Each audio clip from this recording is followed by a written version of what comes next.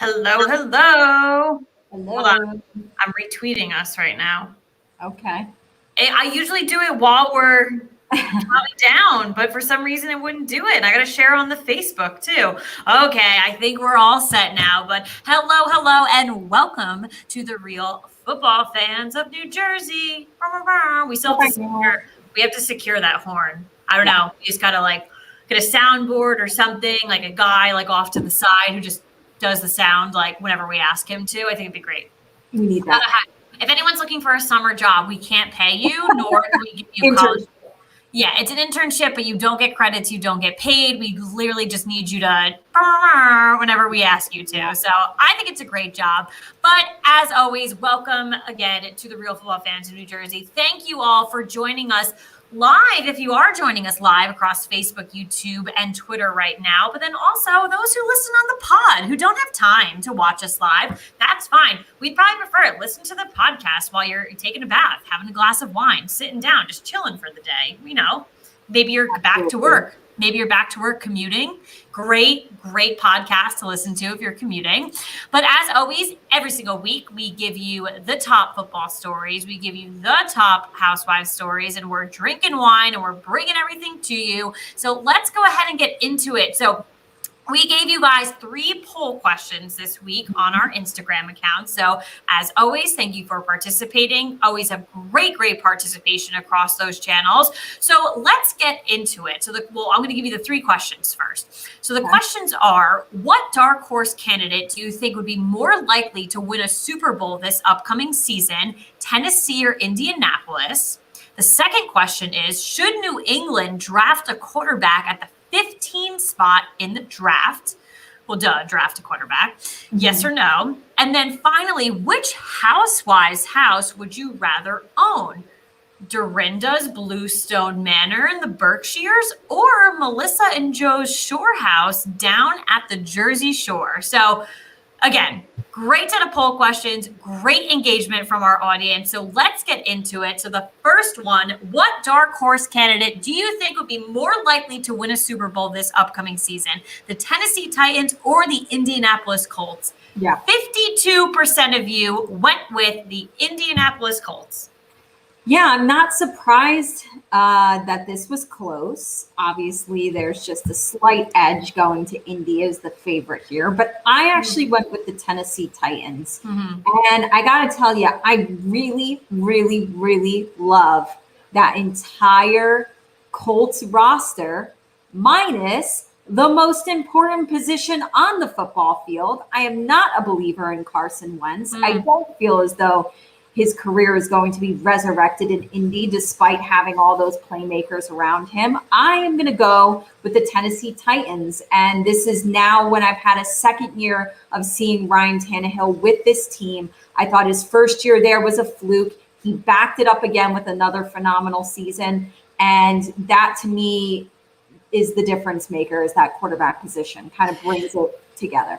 Yeah, and I definitely understand that. I think, people saying the word resurrection with Carson Wentz in Indianapolis, I think is a stretch. I think he is going to do better there, though, 100%. So, because I think their offense and just their team management and things are going to allow him to do things. I think I've said this before, without being scared or to hold back and being pressured to do maybe other things he doesn't want to do. So I think in that scenario, he's definitely going to do better. And then Indianapolis, they're like you said, you love their roster. To me, that still just gives the one up there for sure. So I did go with the Colts on this one. Right. All righty. Question number 2, as we inch closer to the 2021 draft. We're so close. Should the New England Patriots draft a quarterback at the number 15 spot? 57% of you said yes. I said no. I mean, I'm not against them drafting a quarterback, but then they've got to come up for one, because I don't know who they're going to be looking at number 15, especially as I keep predicting that we're going to see 4 quarterbacks go in the first 4 picks. There could be 5 gone by the time that they draft at 15.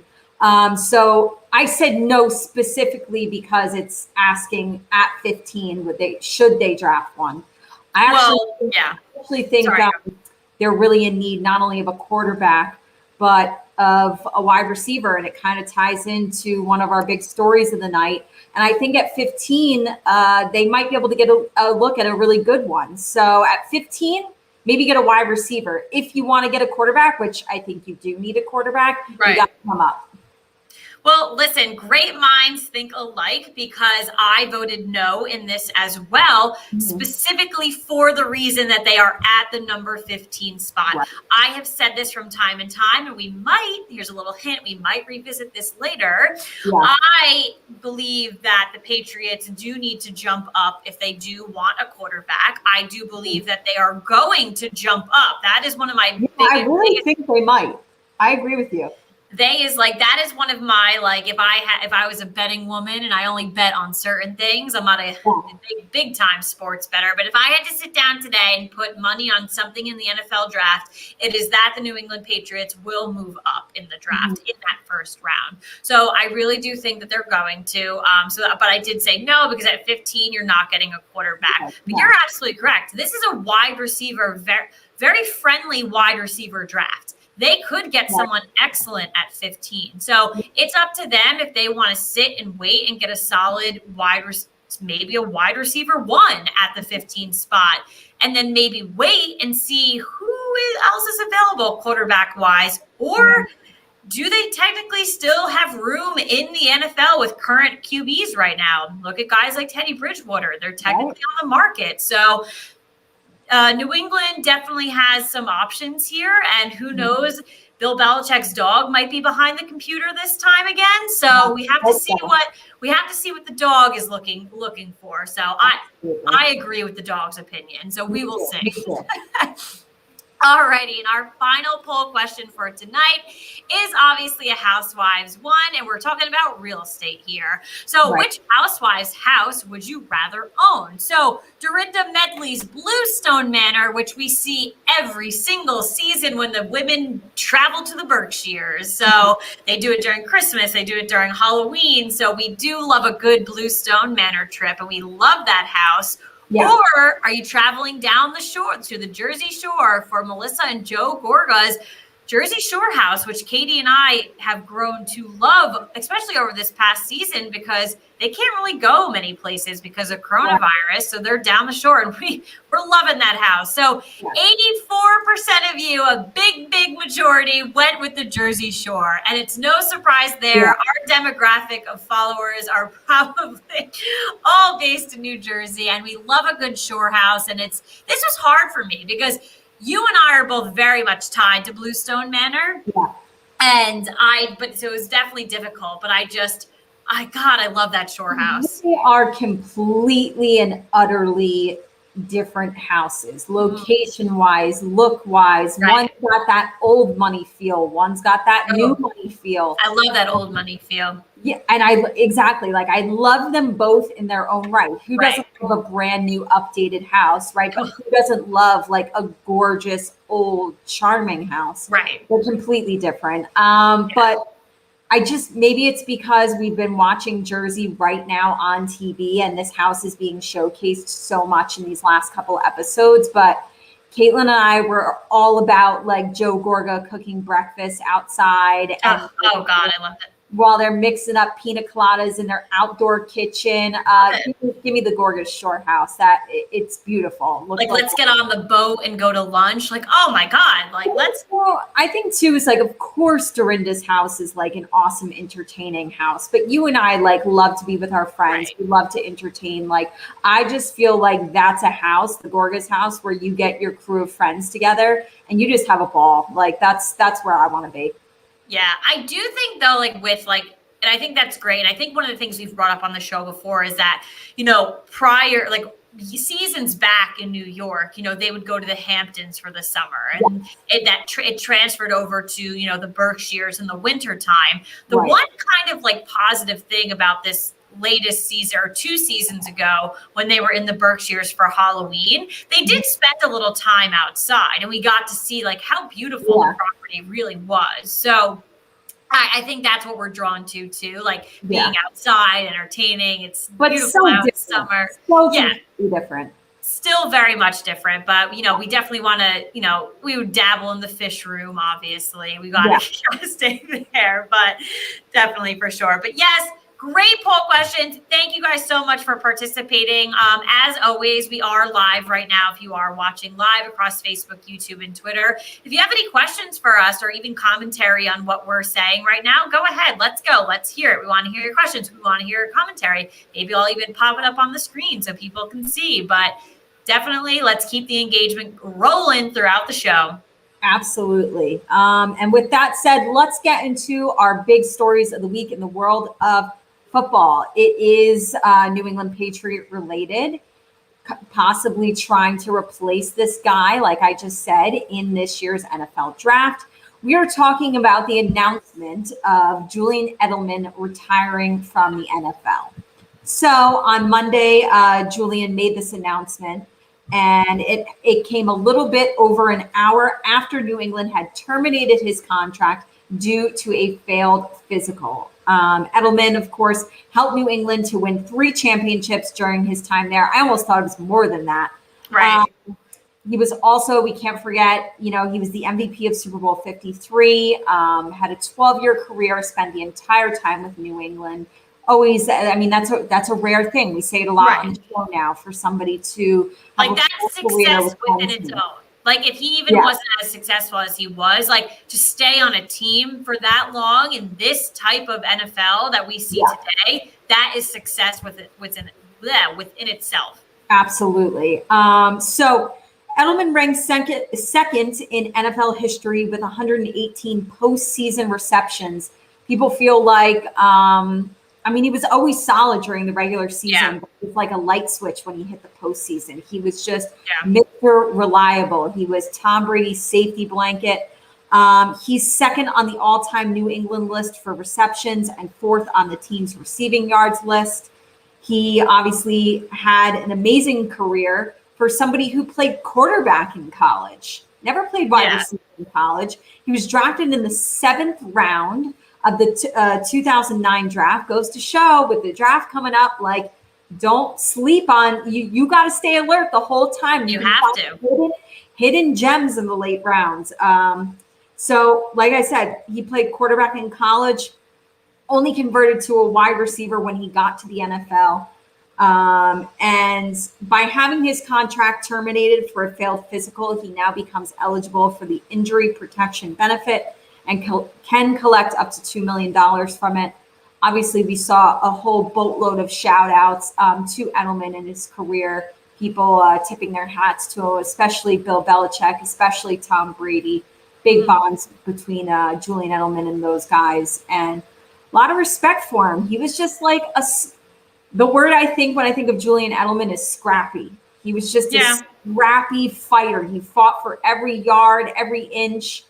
And he was Mr. Reliable in the postseason. Came up with 3, he's got 3 Super Bowl rings on his hand, right? And a Super Bowl MVP to his name. That could definitely be good enough to see the Hall of Fame.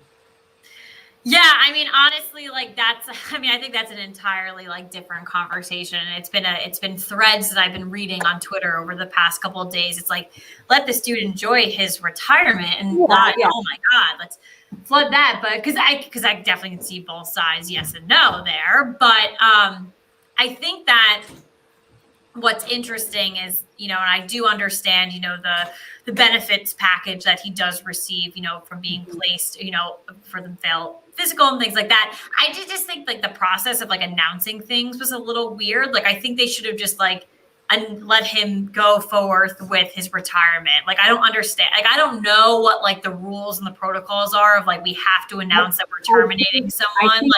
I think it had to be that way for him to collect that package. But if you do see an hour later, he did put up a video, a very produced video that he was retiring. Well, so obviously he sat down with New England and they worked it out. I'm just saying, I think it was just a little we saw that he was being released and everyone was oh, and then it was okay, he was retiring. And then this produced video comes out. So I just think the timeline of things was so weird. I do recommend though, obviously Katie and I are lifelong Giants fans, and the Patriots are definitely enemies of ours.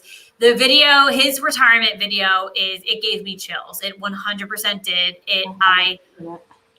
So I'll just tell you like how it starts. So he's in the middle of Gillette Stadium and he sits down in a chair, and like the sound of all of his like top plays is just playing around him, and he's just like soaking. It's very much so. It's, I don't want to say breathtaking, but it gave me chills. It did give me chills. Like, and because he's a well-known name. You could probably not be a big-time football fan, but you know who Julian Edelman is. Yeah. I mean, I'll leave it off on this note. I have to be very honest with you. It's not going to surprise me if in a year or two he comes out of retirement and finds his way with Tom Brady the way Rob Gronkowski did. It's not going to surprise me. Can you hear me? I believe we might be having some technical difficulties. I think it's actually on me. I hope it's still recording me speaking right now. But yes, I do think we are having some technical difficulties. Can you hear me? Yes.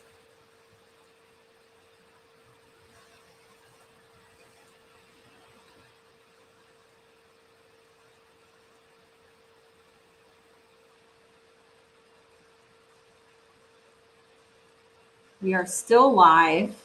Caitlin is clearly having some issues with technology, but I'm still here, and we shall wait for her to join us again.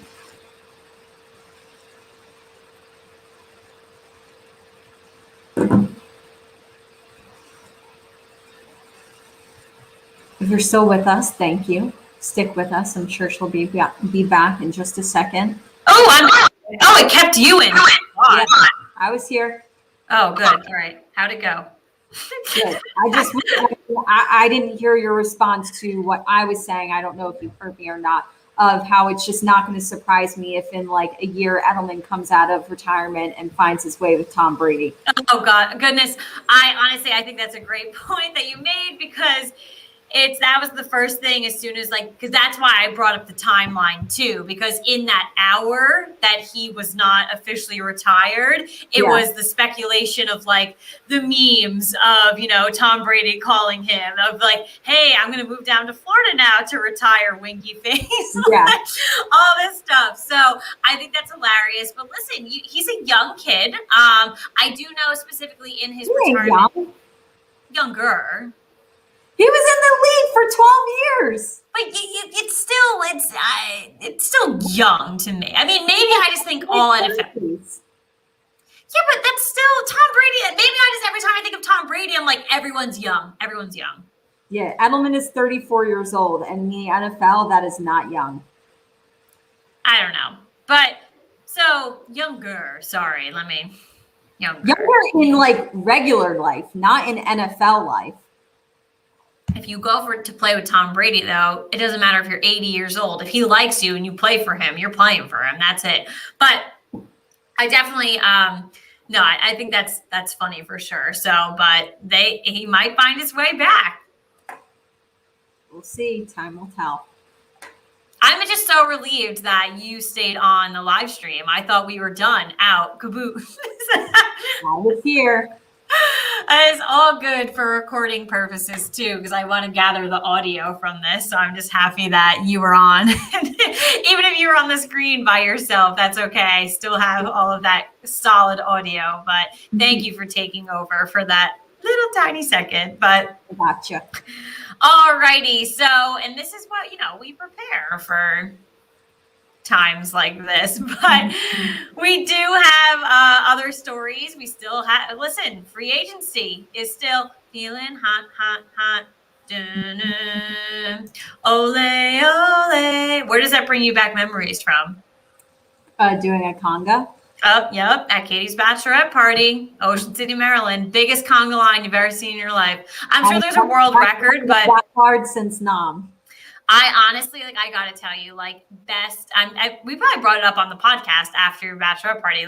It was just we were in the moment. Like it was one of and we had just got there. Like we weren't even like drunk yet. Like I think I had like one drink, and it was the best moment of my life, congoing throughout the water with strangers. It was great. You can't do that now during COVID times. You have to use all memory. It's just all memories now. Yeah, that's it.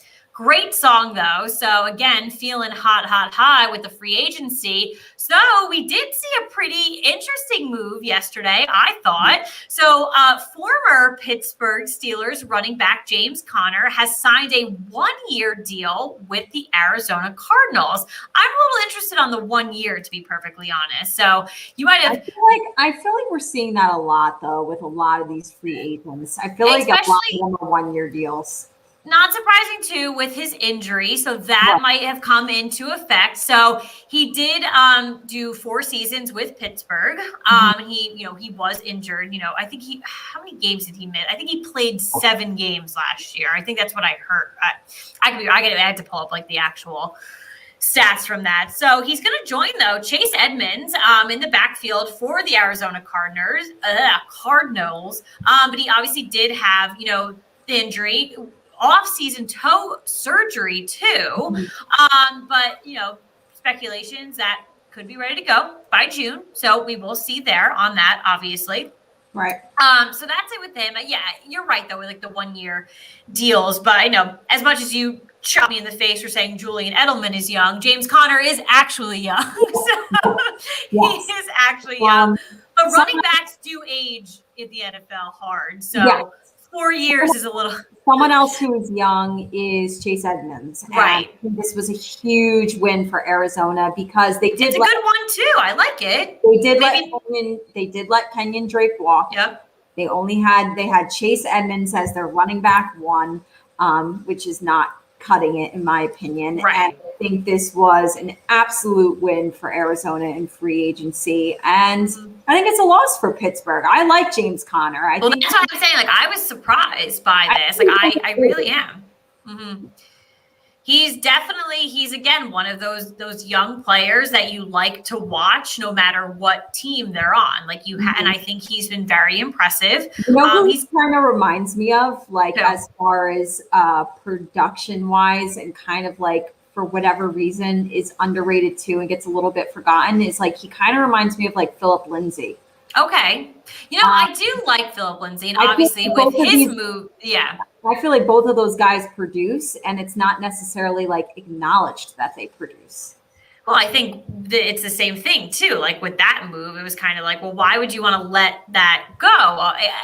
So I definitely get that for sure. So, I definitely was a little bit surprised there. So also Monday, I know we were talking about Monday earlier, but the Cincinnati Bengals running back Giovanni Bernard, honestly, I can't stop laughing when I hear that name because there's this guy from Barstool that spoiler, Giovanni Bernard's going to the Tampa Bay Buccaneers. This guy is like a huge Buccaneers fan, but he pronounces everyone's name like really funny. So like every time I hear Giovanni Bernard, I think of this kid. It's like it's really fun. I'll have to send you the video. It's really funny. The way he says JPP is really funny. So whatever. Putting aside, I can't look at the name Giovanni Bernard now without laughing. Again, another 1-year deal, but with the Tampa Bay Buccaneers. And listen, personal recruitment here from your quarterback, Tom Brady, and your coach, Bruce Arians. They personally made an effort to recruit him. So Bernard has spent, the entirety of his 8-year career with the Cincinnati Bengals, and he's coming on now with Leonard Fournette and Ronald Jones in the Tampa Bay backfield. Yeah. So again, someone like this, 8 years with a team and now going to another team. So that's why, earlier, hats off to Edelman and the success just by itself for being on a team for so long. Because here we have a guy that is very talented and could have stayed with Cincinnati, but now he's moving on. Maybe you want to call it the latter half of his season or the second half of his season, going to another team. Yeah. So Giovanni Bernard, I feel like this could be a free agency move. It's like, who cares? Why even mention it, right? It's not that big of a deal. He's really not a crazy solid player, but I feel as though it is worth bringing up because I think if you have him, you have Leonard Fournette, you have Ronald Jones. Like, if you had any of those guys on their own, it'd be like, ooh, like that's not that great of a running back, Right? Right. But when you have a three-headed monster like this, the three of them together, all of a sudden, that sounds really dangerous to me. That backfield of three of them. Are the Tampa Bay Buccaneers turning into the Kansas City Chiefs where they're loading up on like the wide receiver and the running back position? No, because I feel as though Kansas City, like their wide receivers, yes, they have a lot of them, running backs, they have a lot of them, but they like actually do have like legitimate wide receiver ones and running back ones. This is definitely a running back by committee. None of them are arguments, right? Mm-hmm. But it scares me. It scares me to hear the three of them together. And I know that they really like Giovanni Bernard because he's a pretty decent receiving running back. Mm-hmm. And Tom Brady's always had that throughout his career. Right. Remember when we had Shane Vereen? Like Shane Vereen was with Tom Brady, and Tom Brady would just dump it off to Shane Vereen like every freaking play. So Tom Brady, like that's a comfort zone for him. And I know they like Giovanni Bernard for that reason. And when you have three running backs, you do hope like, okay, maybe one's really phenomenal at blocking. Right. Maybe one's really good on the goal line. Maybe one's really good at receiving. And when you have three of them, you put them together, like now it becomes dangerous. So, I mean, this is a nice ad for Tampa Bay. Well, and let's hope that, obviously like the coaching staff and the players around them can identify their strengths as the three of them and know when to play them specifically. So maybe Tampa Bay is kind of like the off-brand Kansas City Chiefs when stacking positions. But listen, I understand those three names too. And if you use them lethally, definitely scary. Yep. So totally understand that for sure. Yep. And then finally, to wrap up our free agency hot news, and this one is probably the hottest of them all because we've got an update here. So Jadeveon Clowney, and I hope I pronounce his first name correctly. I'm just going to call you Clowney moving forward. And I obviously know who he is, but I'm bad with pronouncing names. So, and this one hurt a little bit because we did hear rumors of the Giants, and we were like, ooh, that would have been so good. So defensive end, F it, I'm trying it. Defensive end Jadeveon Clowney met with Cleveland over and over again. Yeah. And there's mutual interest, and they were going after him, and they were putting things down. They were trying to lock him, and guess what? The Cleveland Browns locked him. Yes. He is now a Cleveland Brown. So obviously, like we wanted to report, that they kept, they were meeting with him in 2020. Obviously, the Browns did make an offer. He did decide to stay with the Tennessee Titans, or he decided with the Tennessee Titans over the Browns. Here we are again, still going after him. It's like the person that you just can't get over. You want to keep trying with them. You want to keep courting them. You want to keep, sliding into their DMs. That's what, the Browns did. And hey, if you're listening right now and you're trying to go after someone, that means there's hope. There's hope in the world because the Browns got him. I think it probably worked out for the best for the Browns too, because the buzz on Clowney last year in free agency and what he was expecting market-wise and what he wanted to be paid. I mean, I don't remember what Tennessee paid him, but this time around, his free agency was a lot quieter. There wasn't like the big buzz on him anymore. And again, I don't remember what Tennessee paid for him, and I don't know what Cleveland is paying for him now. But I gotta imagine it's not as steep as it was last offseason. So it definitely wasn't steep because the Giants were in the conversation. We're paying people. I don't know where we're getting this money from. But I think it panned out. I mean, Cleveland had a great year regardless anyways last season. And now you're adding the guy that you had originally wanted at a cheaper price. And, it's a good team and their defense just got better by adding this piece. And we're going to see what happens. They play in a great division. And I want to see actually if that season last year was a fluke, because the year before that, we saw a completely different Browns team, like Baker Mayfield. And so I'm very interested to see what they look like again this upcoming season. So I was like definitely going to make a point on that because I think that their continued interest with like a certain player actually shows how they're becoming more mature of an organization where they see people that will fit their culture. So they're going to continue to pursue them. An old Browns organization is just going after people. It doesn't work. We'll try to find him. Let's just try to fill these positions, whatever.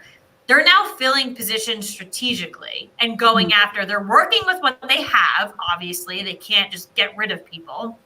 I mean, you can, but it's the Browns, so they're probably trying not to be as broken as they used to be. So fixing what they can, making particular moves in the offseason, probably very much so strategically thinking about the draft as they should be. And then a guy like Clowney, you pursued him a lot last year, didn't get him, but he's still on your mind because he's the type of guy you want in that position, you want in your locker room. To me, that shows that their team maybe last year wasn't a fluke. I think that they might be turning a corner and becoming a more mature franchise and a franchise that their fans can look forward to watching in the future seasons. We're going to find out. I'm ready for it. I'm ready to see what this Cleveland team looks like. I think they're an interesting We will see. team. As in the past, we haven't joined the train like many people have. I think Katie and I will continue to sit back and be skeptical, but we can point out for sure particular good things that we're seeing, and we will do that. There's no real bias here, so we will definitely point that out. But but again, time will tell, and we will see. Yep. All right. Well, of course, we'll always keep you posted on free agency moves on our social media pages. We still got time, people. There's still got time. And we've still got some big names out there, and we will always be there to report it for you. But let's get into this week's Housewives stories. So we are very excited because we had another big time franchise trailer drop on Monday. We were talking about trailers. Yes, we were talking about the Real Housewives of Beverly Hills season 11 trailer. So yes, on Monday, Bravo dropped this new trailer. Kyle, Lisa, Erica, Dorit, and Garcelle, they're all back, as well as Sutton, who has now been promoted to a full-time housewife. The cast is also going to be joined by new housewife Crystal Kaminkoff, who, if you watch the trailer, clearly looks like she's coming in hot. And then you also have Kathy Hilton, who came off kind of like very quirky to me in the trailer. So I think she's going to be a little in the mix. I didn't expect her to be like that, to be honest. Right. She's kind of like, the new girl is like fierce, and Kathy's kind of just like, I feel like quirky is the word. Yeah. But of course, the main story this season, the first thing we see as soon as the trailer starts is the women talking with Erica about her divorce. They ask her straight up, like, did you get a divorce because you knew all these lawsuits were coming? She says no. I actually thought we were going to see a little bit more in the trailer about the divorce. I feel like they touched on it very briefly. Maybe they're just saving the goods just wanted to tease us a little bit. I actually think it was like a decent amount. It was the whole first part, really. Yeah, but nothing was really said that much. I don't know. Got to be kidding me. But we, like I said, we see Crystal. Talking. Oh, you're frozen. I can hear you. Well, I'm just going to let her know that I can hear her. Okay, so in the rest of this trailer, like I said, Crystal, new girl, she comes out swinging. She goes after Sutton, calling her jealous, making fun of her. We also see her fighting. Oh no, I'm sorry, not her fighting with. We see Erica also fighting with Sutton.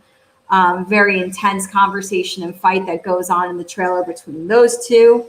My favorite part of the trailer was when Lisa was FaceTiming with her daughter Amelia, and Amelia is letting her know that she's going to hang out with Scott, obviously referring to Scott Disick, who they are currently dating right now. You see the women discussing it, kind of making fun of the fact that Scott is old and ew, he's got 3 kids. it was very humorous to me as somebody who, has watched Keeping Up with the Kardashians before. And I think Caitlyn's coming back to us. Waiting for her. I definitely want to hear her opinions because the two of us haven't discussed it yet. I want to hear her opinions on this trailer. I know she's a big Beverly Hills viewer and definitely has strong opinions about these ladies. Season 11, by the way, is set to premiere on Wednesday, May 19th. So almost a month away. We've got a lot of great franchises. We've got New York coming back in May. We've got Beverly Hills coming back in May. And we are still waiting for Caitlyn. She texted me saying, I'm coming back and don't fret. Hang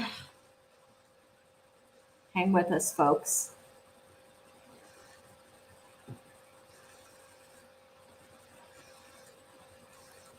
As I take a sip of water. We are waiting. We are waiting. We are waiting for Caitlyn. Can't believe she's just been ditching me.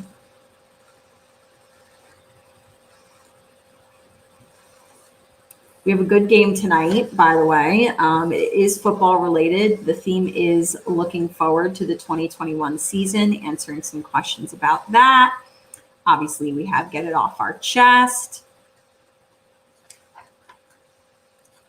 By the way, a little heads up, NFL draft, 15 days away. So tomorrow is the 2-week mark. So in 2 weeks when we do our show, it'll be the night before the NFL draft. If you have not been reading mock drafts yet, I tell you this every week, start, okay? We are like 2 weeks away. It is time to get going. It is time to learn these names, see who your team is looking at, see who the top guys are, start making predictions. I think it's going to be a great draft. Obviously, very exciting with potential of several quarterbacks going in the first couple of picks. We've said it time and time again, great wide receiver class. A lot of just big superstar names. I can't believe Caitlyn has still left me.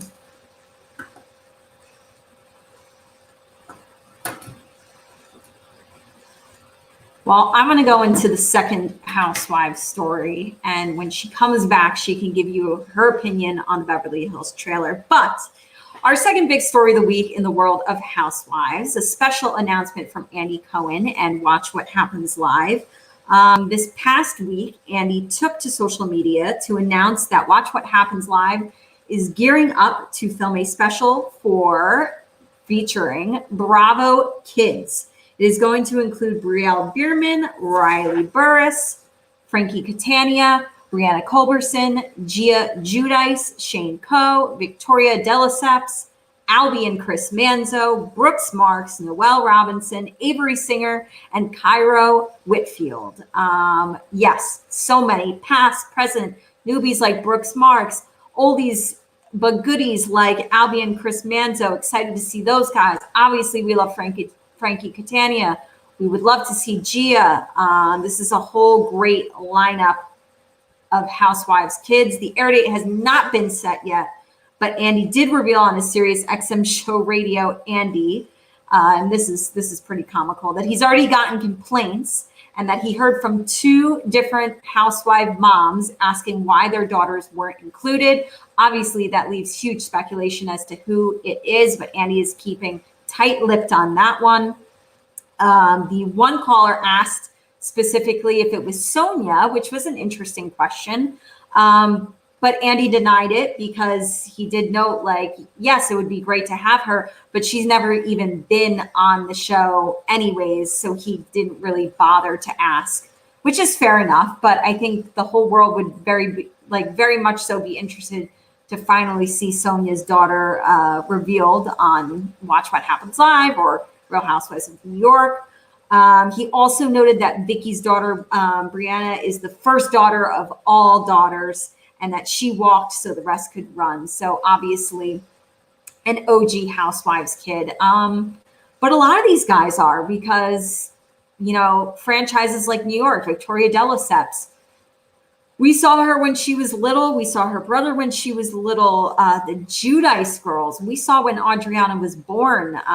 It's just crazy to see that we've grown up with these kids, really. I know Luann just posted on her social media earlier that her dog, Aston, who I remember when she got the dog, 15 years old, had just passed away today.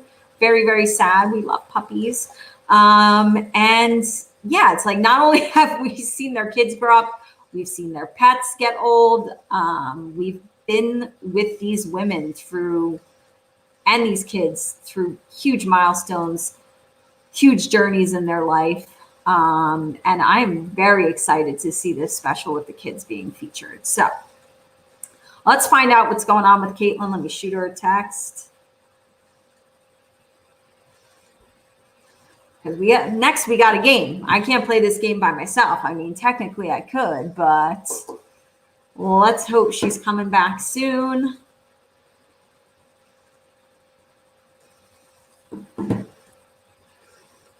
I get parched when I have to do all this talking by myself. So let me take another sip of water. Caitlin did this for me while I was on my honeymoon in Thailand for 2 straight weeks, rocked this show on her own. And I give her a lot of credit. I think I did it once before without her, once by myself. I think she was sick one time and I got very parched. And it's not easy. It's always good to have somebody else to bounce your opinions off of, play devil's advocate. This is actually hilarious because she said, "You got this, keep going. Picture me while you were in Thailand." And I'm going to tell her that's exactly what I was telling the people. Let me text her back. She's rebooting. I'm going to skip ahead. What can I skip ahead to? I could skip ahead to get it off my chest. We can come back and make Caitlin do all the talking. Talk about the trailer. Talk about her, get it off her chest. My get it off my chest this week is pretty short and simple, actually. So I'll go ahead and say it. But I'm getting my first vaccine shot tomorrow. And honestly, that just makes me happy. So this is a positive get it off my chest. Not only am I getting my first vaccine shot, but my parents are able to, who live in South Carolina, are able to fly to New Jersey on Friday, this Friday. I have not seen them in 6 months. Obviously, with the pandemic and everything going on, we haven't been able to see each other, which has been horrible. Here's Caitlin. She's back. Holy moly, I'm so sorry. You missed a lot. So I'm going to continue. I'm doing my get it off my chest. Go. And that was quick and simple, but I was saying, I'm getting my first vaccine shot tomorrow. My parents are flying in on Friday. They have both of their shots. Not only are they able to now fly or feel comfortable flying, Caitlin and I have airfare booked. We have a trip booked. We are going to Austin, Texas in June for a friend's bachelorette party. We are very excited about that. Very excited. And yeah, it's just good to see that people can start, having a little bit of a normal life again. Obviously, not fully normal, Right. But really just so thrilled to be getting this vaccine. I can't even tell you. I know it's a huge relief. And just being able to be around our loved ones, to travel. I know everybody's waiting to do so. Can't wait. Now let me fill Caitlin in on what else. I did get into the second Housewives story about the Bravo Kids special. Oh, yeah. I want to hear who you're excited to see on that one. But also just give everybody your quick opinion and your quick thoughts on the Beverly Hills trailer. Yeah. So, and obviously, guys, sorry, but the technology stinks. I think we all know that after the past year of doing everything virtually. Big shout out to my mom though for helping me while we went down. We went down for a while, but we're back. Yeah. So Beverly Hills is interesting. So you guys know, obviously, if you've been following Katie and I for over the past, 3 years, they're hit or miss with me. You love them, you hate them, and over the past actually couple of seasons, I've been really just not liking them, and just really they've been bothering me and everything like that. So what's interesting with this season, there's a lot of women, a lot of full-time women, and I think that always causes for some good drama. And someone did point out on social media, I don't remember if it was Instagram or Twitter, we do follow a lot of Bravo people on both accounts. We did find that I hope you're not freezing again. But so, oh boy, the internet, it's killing me. It's killing me. People can definitely still hear me, but I will continue to talk. So what people did say before I get cut off again is that no one person is targeted. So you've seen in the past Denise Richards, Lisa Vanderpump targeted by these women, taken out and everything like that. Well, this season we see that everyone has their drama and everyone is. And she's gone.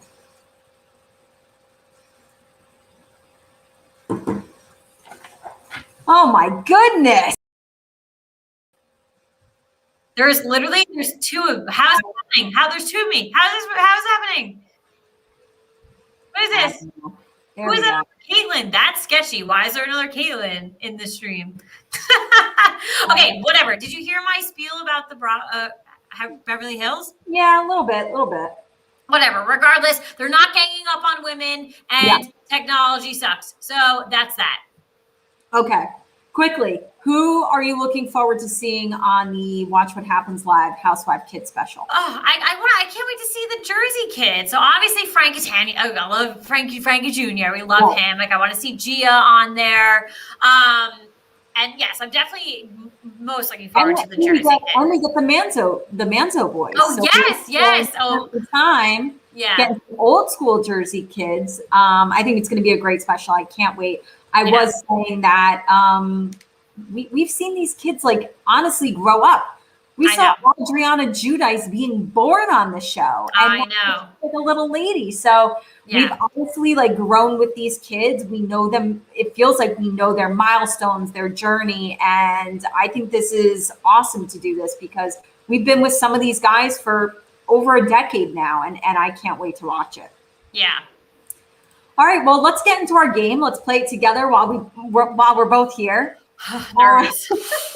I'm really nervous. I was like, I can't play the game by myself. Yeah, very nervous. And I don't think we're live on Twitter anymore. And so that makes me so sad. I don't know what happened with that. So listen, we're rocking and rolling. We're doing what we can. But let's get into our game for the night. It is football related. It is a popular game that we play a lot on this show, but it's got a specific theme for tonight. It's called Sip Yo Drink and Fill in Yo Blank, but this is a look ahead. So all of these questions are kind of have the theme of what we're expecting to see in the 2021 season. So let's just kick it right off.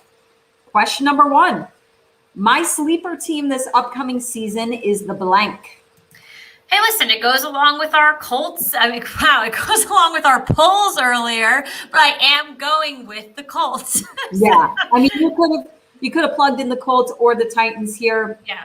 That's why we asked you the poll question, but I'm actually going to go with the Los Angeles Chargers. I mean, I love that team. I love that defense. And Justin Herbert was a stud in his rookie year. So I like that. Better in his sophomore season. This is a team that everybody should like really watch out for. I agree, and I like that answer. Question number 2. The Giants' toughest game on their schedule is the blank. I got to go with the Kansas City Chiefs. Every time I see them, they're scary. The whole schedule is scary, but we've got some scary opponents. But the New York Giants always have one of the toughest schedules. Even after our Super Bowl wins, we had tough schedules. So that was an easy one to choose from, though. I mean, the Chiefs are the Chiefs. Number 3, the easiest non-division game on the Giants' schedule is the blank.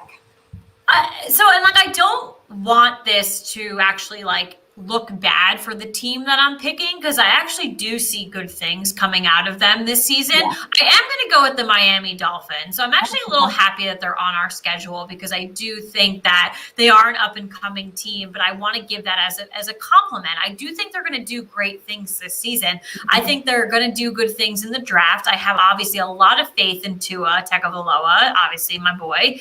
And obviously they made some interesting moves lately with the Niners and the Eagles. So they have winning on their mind. So I don't want people to listen to this and be like, well, okay, like you're just shitting on the Dolphins. And I'm not, because I could have easily picked the Panthers. I could have, I don't know. I just still going with the Dolphins. So yeah, I think there was a couple of teams to choose from here. And this kind of goes in the theme of talking about dark horses, because certainly they were my dark horse last season and they didn't really pan out. Right. I'm going with the Denver Broncos. Again, another team. We could have picked the Bears. It could have been either of those four teams, in my opinion. I was definitely like Panthers, Broncos, but they're getting Christian McCaffrey back. Right. That's a huge piece for them. So there was a couple of options, but I'm going to go with the Broncos here. All right, 4. Based on who they're set to play, I'd like to see Tampa Bay open the 2021 season playing against the blank. I want to see some competitiveness in the opening game. So I went with the New Orleans Saints. Obviously, we don't have Drew Brees anymore, and that quarterback that QB1 spot is technically open, as the general public knows, but I do think they are still a solid team up and down the field. And again, I want to see a good, solid opening game. So kind of shocked that you didn't pick who I picked, because if I want to see like the best matchup the best team that they're playing on their schedule, I would love to see them open up against the Buffalo Bills. Because not only, like, it's kind of got an interesting bit of a storyline too. I do like the AFC. Like, Because if you think about it, like Josh Allen, right? He could have been playing Tom Brady still in the AFC East if Tom Brady was still with New England. Those guys would have faced off against each other twice every season. Kind of, it's like you get to view what could have been and who's like, these are phenomenal teams, two of the best teams in the league this past year. I would love to see that one. Yeah, and I do the AFC, NFC. I like it. I don't know. All right, number 5. If I had to pick a team that should trade up in the first round of the draft, I'd say the blank. New England Patriots. We spoke about it earlier. They are definitely moving up. New England Patriots. I agree. Question number 6. I think the best division in football this year will be the blank. We could pick this apart, I think, for a while, and we can look at a couple of divisions and really, like we did the game a couple of weeks ago where we looked at, position, and everything like that. And we obviously looked at, the Falcons, the Panthers, the Saints, and we looked at them. We were like, wow, like that's the talented players they have there. But I think overall, if you want to look end to end, I'm still just going to go with the NFC West because it's a very talented division. I don't think we'll get too much out of LA this season, actually, the Rams. But Arizona should only get better, though. They are definitely they're adding weapons. We literally spoke about it earlier of a weapon that they've added. If San Fran obviously gets healthier again, that boosts them back up. So to me, just like all together, and like it's for a long time, it's been competitive. So I just think that we're gonna see that competitiveness rise again. So to me, I couldn't not pick them. For me, give me the team that sent 3 teams to the playoffs last year with the AFC North, because your weak team, your outlier team is the Cincinnati Bengals, and they're only going to get better. I'm not saying they're going to be great or even be a playoff team, but Joe Burrow is the answer. He needs obviously to be healthy and be full strength and play a full season. But the AFC North, you've got Pittsburgh, Baltimore, Cleveland, and like I said, Cincinnati. This is a really scary division. As we spoke about, though, like Arizona being on the rise, I think Pittsburgh is on the fall. But I thought Pittsburgh was going downhill when I predicted how their 2020 season would be, and it just didn't happen.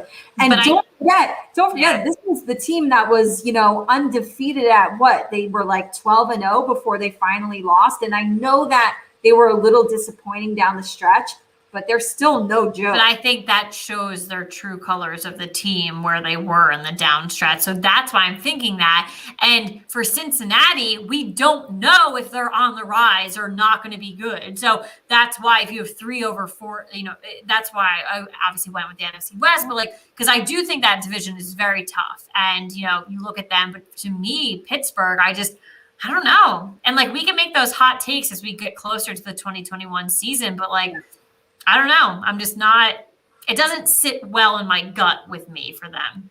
Okay. All right. Number 7, my dark horse quarterback to have a great season this year is blank. Listen, no bias here. And I do think people think that, but I truly do think Daniel Jones he's poised and he's given the opportunity right now to have a very good season. So, but I do think there's still a lot of skeptics out there for him, and a lot of Giants fans actually are still very skeptical. And I think, it's a lot of external people too. And now he's got a target on his back because we have given him weapons. Saquon will come back. The Giants will be at a great spot at number 11 in the draft, and they have potential to bring on another wide receiver. Do I think we should? No, but it's still an offensive lineman. Or something like that. You're absolutely correct. And who even knows that we could see even Pitts fall to 11. It's stranger things have happened. I know people might roll their eyes when they hear me say that on the pod, but stranger things have happened. So if we even pull in a great tight end like that, you're giving him the weapons. He is poised to have a great season. And I think that he's dealt with some criticism only 2 seasons so far, as many quarterbacks do, as Katie and I have mentioned week after week, that quarterback position is rough. It is tough to be a quarterback in the NFL. It's tough to be a head coach in the NFL these days. So you don't produce immediately. People are ready to be done with you. But I do think that he will, come out of the woodwork and will definitely show us some greatness this season. Lord, I hope you're right. I am going with Mr. Derek Carr. Derek Carr actually quietly had a really good year last year. He threw for 4,100 yards, 27 touchdowns, and 9 interceptions. I think some of those numbers can only go up. You've got a second-year wide receiver in Henry Ruggs. I think the biggest asset to Derek Carr is being able to depend on a run game from Josh Jacobs. That only helps the quarterback, because when a team has to fear the run and the pass, it only helps. And I think he's gonna have a good season. I think this is gonna be a big year for Derek Carr. I don't know. I think that's a very bold prediction in my opinion. I just don't. I think yours was bold.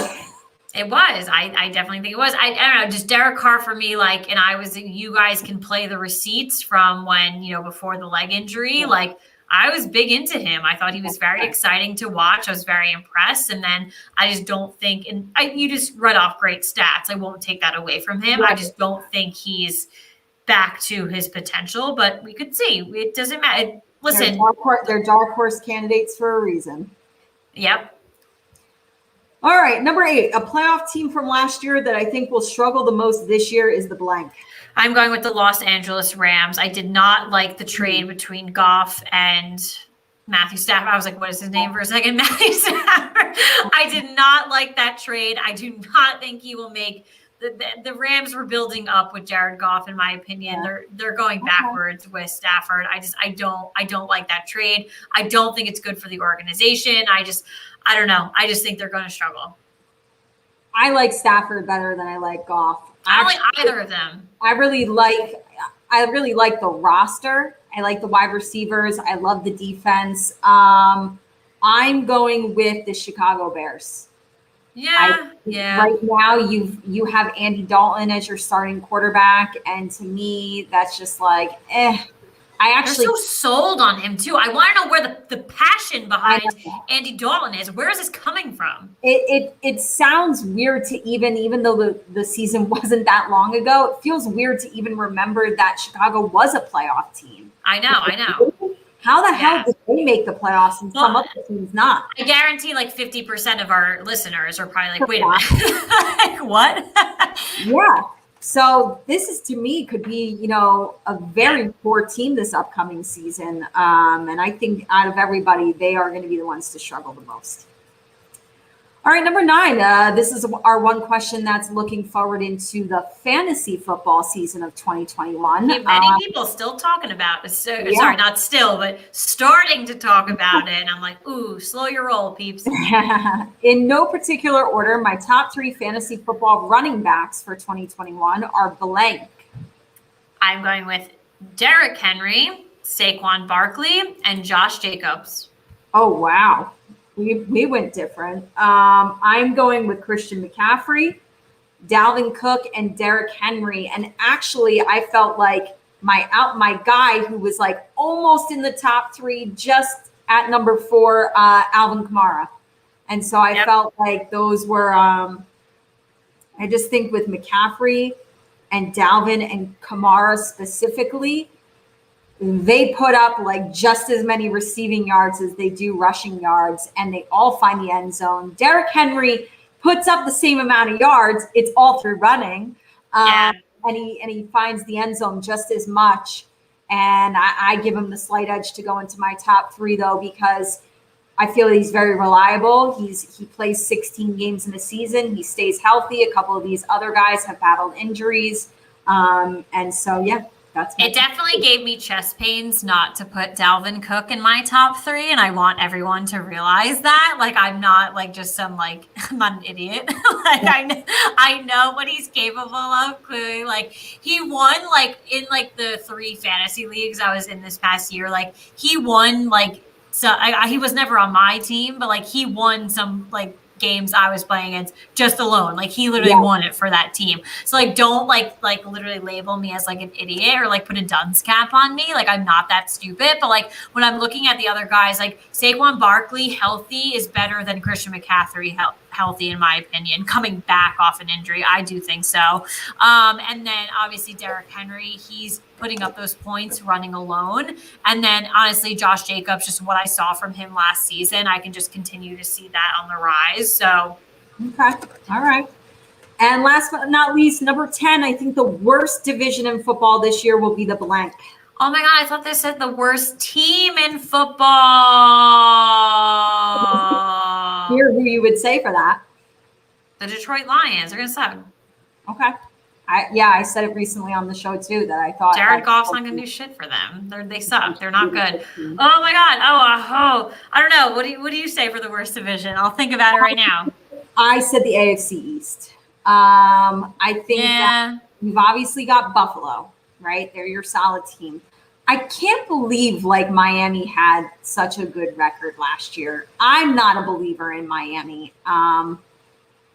I don't like that squad. They shocked me. They shocked me that they did so well this past year. I think they're going to digress.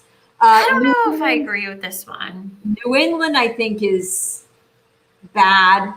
And the Jets are the Jets. And even though they're moving on from Sam Darnold, and they might get their quarterback of the future, it's not going to happen in that rookie season. So I think this upcoming season, they're going to be the worst.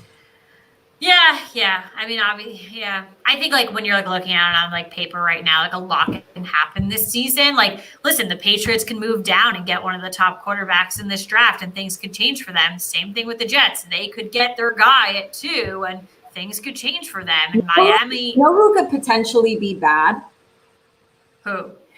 If Minnesota continues to not meet expectations with Detroit, if Minnesota doesn't live up, Chicago goes downhill, and then you just have the Packers. This could be another similar division like I just explained with the AFC East, where yes, you have the Bills, you have the Packers, but then the other 3 are just not living up to it.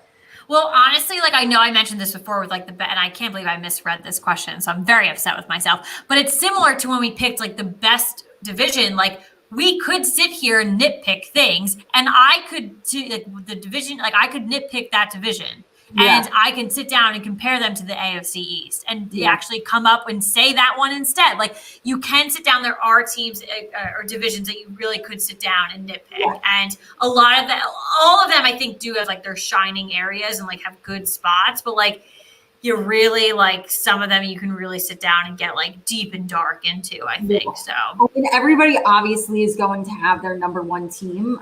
You know, you win your division, you get to go to the playoffs. So everybody has right. a playoff team in their division. So to me, it's like it's those divisions where you have a solid number one, but then the other three teams are question marks. Those are the Right. ones that you have to like, you know, consider as your answer for this question. Right. All right. Well, that was our game. And I got it off my chest already while you left me earlier.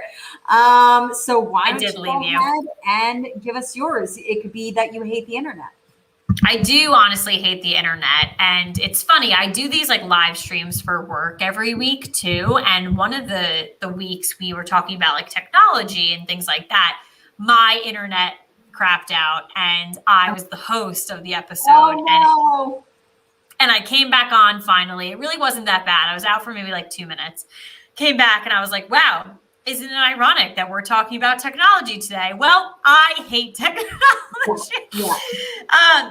So I actually had 2 for tonight, but just given the circumstances, I don't want to get cut out again. I'll only do 1.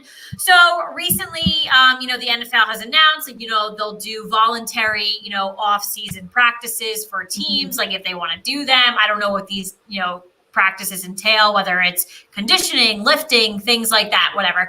Well, a couple of teams have actually come out and they've come out through, since we're technically in the off season, I guess they have to go through the NFL Players Association. So it's technically their union, and kind of make these statements.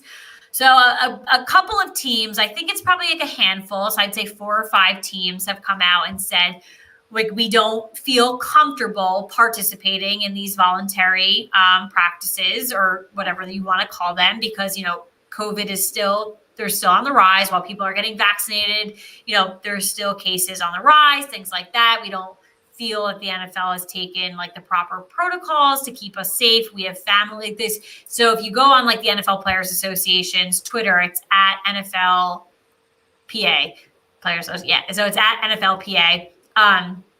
You go and you'll see a couple of the statements and they all pretty much say the same thing. Like, we want the season to go over well. Like, we want to have a full season again. We're with our families right now. Like, we want to make sure everyone's safe, things like that. Like, we still don't feel safe. That's fine. I get it. We're still in a time period where you have to respect everyone's decisions. If you don't feel comfortable doing something, great, cool. You don't, whatever. Until we're at a whatever it's called, when like it's technically immune. I think it's like 70% of the population's vaccinated and it's like global immunity, like whatever, like great. Even after that, if you don't want to go out, I don't care. So like do anything, I don't care. But like, so the thing that struck me the most with this, though, is one of the teams is the Tampa Bay Buccaneers. Mm-hmm. And I just find that a little ironic and a little crazy that they don't want to do voluntary practice, no matter, again, what that means. And a couple of months ago, when COVID cases were probably higher, and I'm not a doctor, I can't tell you the stats, they were on boats, drunk, no social distancing, literally on multiple yachts in Tampa Bay celebrating their Super Bowl. Yeah. To me, that's a little ironic. We also just finished a season. We completed a season. I give all the props to the NFL. So then, 2, I wonder why now it's kind of backlash is going to the NFL of them not taking proper protocols and things like that. Yeah. Listen, they executed an entire season better than any other major league sport out there right now. At all. Like, they literally start to finish beautiful. Did they have some hiccups? Absolutely. So I'm just curious as to like why the backlash is coming right now. And then I'm also very questionable about the Bucks saying we're not going to do this. We don't feel comfortable, when you were able to step out for a day and feel uncomfortable then. Mm-hmm. So, and I don't blame them for partying and for celebrating. Hell yeah, if that was my team, I'd be like, let's do it. But you can't have like the best of both worlds. You can't party and celebrate one day and then the next day be like, we actually like don't really feel comfortable doing this. I feel like you can't do both. Yeah. So I hear you. I just feel like it's kind of ironic, you know? It is. and we'll see what happens. But yeah. I think with a lot of times too, with those not mandatory workouts, like when COVID wasn't even here, you see a lot of players, a lot of big name players opt out of it because Lord knows if you're a big name and you happen to get hurt, it seems silly and stupid that it happened in that. And like contracts too. So like that I get, but it's definitely, like you said, ironic and kind of like laughable that if anybody's going to say anything, it would be the Buccaneers. But right. Yeah. All right. Well, that is our show for tonight. Thank you guys for sticking with us. We truly appreciate it. Things that you do not want to miss this week. We have Real Housewives of New Jersey on tonight at 9. We are getting out of here in time for you to catch that. Real Housewives of Atlanta on Sunday at 8 p.m. Real Housewives of Dallas on Tuesday at 9. The Roni season premiere is 20 days away. And the NFL draft is 15 days away. When you were gone, I did say that, in 2 weeks from now, when we do our show, it'll be the night before the NFL draft. And I can't believe it's just creeping on up. I'm ready for it. I know. I told them while you were gone, I say this every week, to start reading mock drafts. Now I feel like this is truly the time. Get to know the players, learn who's the big names, learn who your team could potentially be looking at. Familiarize yourself with this NFL draft. It's going to be a really good one. So, I guess it's safe now. In the next 2 weeks, we can start reading mock drafts to our audience. Yes, so, but whether we agree or disagree with them, for sure. All righty. Good night, everybody. Thanks for joining, and we'll see you next week. Sorry for the technical difficulties. The internet sucks, but thank you as always.